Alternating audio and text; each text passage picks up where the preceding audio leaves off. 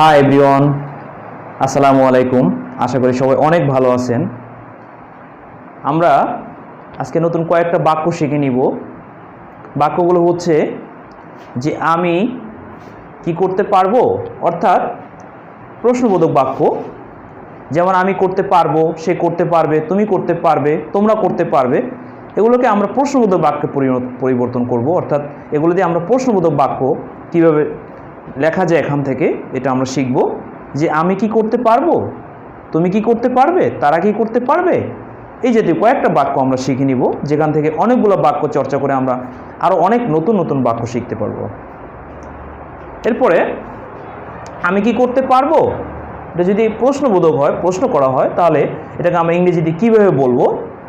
আমি কি করতে পারবো, তাহলে প্রথমে আমরা আগে অবশ্যই জেনে নিয়েছি যে আমি করতে পারবো, এটা কি হবে, তাহলে I will be able to do, আমি করতে পারবো।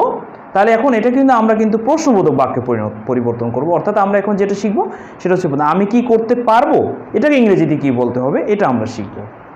এরপরে তাহলে হচ্ছে আমি কি করতে পারবো, তাহলে প্রথমে will I be able, will I be able to do, আমি কি এটা করতে পারবো, অথবা আমি কি করতে পারবো। যদি আমি এটা দেই তাহলে অবশ্যই ইট দিতে হবে শেষে। তাহলে আমি কি করতে পারবো, will I be able to do, আমি কি করতে পারবো। পরের বাক্য হচ্ছে আমি কি কাজটি করতে পারবো। এখানে শুধু আমরা দেখেন, আমরা শুধু কাজটা যোগ করে দিয়েছি। আগের বাক্য সময় প্রায় আগের বাক্যর মতো এটা আছে, শুধু আমরা কাজটা যোগ করে দিয়েছি। তাহলে আমি কি কাজটি করতে পারবো, আমি কি কাজটি করতে পারবো, তাহলে কি হবে, এটা হবে will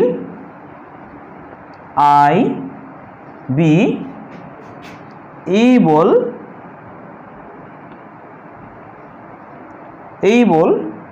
to do the work.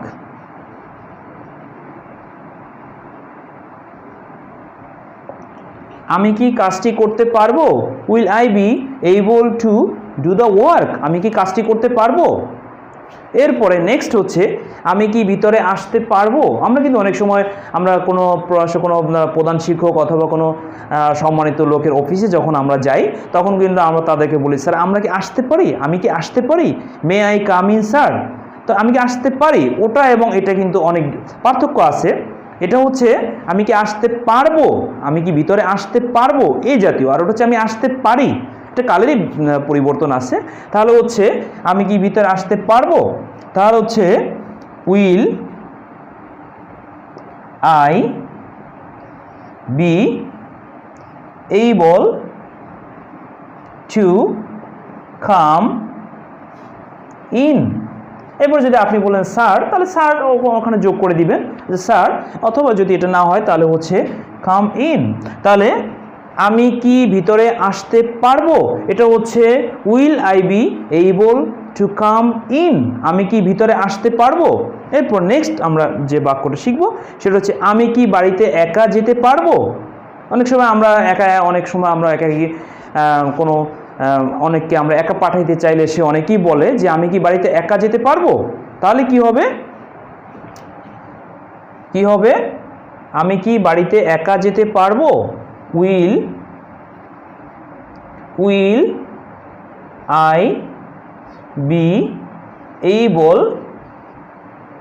Two, যাও ইংরেজি হচ্ছে গো, এটা আমরা সবাই জানি।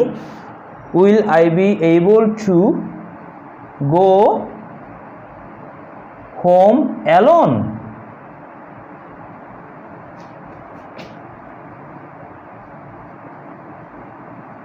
তাহলে আমি কি বাড়িতে একা যেতে পারবো, will I be able to go home alone, আমি কি বাড়িতে একা যেতে পারবো। এবার আমরা চেষ্টা করলে এই বাক্যগুলো দ্বারাই আর কয়েকটা নতুন নতুন শব্দের সাথে যোগ করে তারপরে আমাদের সাবজেক্ট অথবা আমাদের ভার্ব পরিবর্তন করে আমরা চাইলে অনেকগুলো বাক্য তৈরি করতে পারি।